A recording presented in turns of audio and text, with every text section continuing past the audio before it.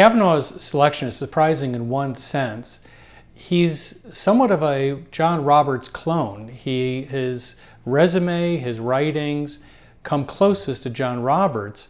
That's a little surprising since President Trump once called John Roberts a disaster on the court.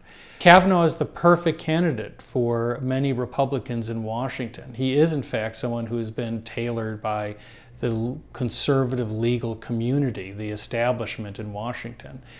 They couldn't have produced a better choice if, he is virtually raised hydroponically in the basement of the Federalist Society. He is someone who really follows that very conservative, button-down view of the Constitution.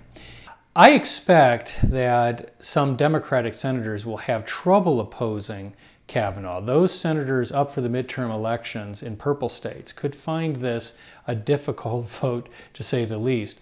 Kavanaugh is the perfect wedge nominee. He can wedge these Democratic senators away from conservative and independent voters on this issue.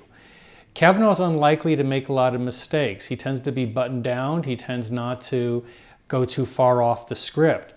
So for these Democratic senators, this vote could be quite important, not just to the country, but to themselves. The odds are is that Kavanaugh will make it through confirmation, and it's very likely that he will pick up a couple of Democratic votes. The question will turn entirely on whether some Republican senators really mean it, that they want assurances about Roe v. Wade, or they want assurances about his view of presidential power. They really aren't going to get that.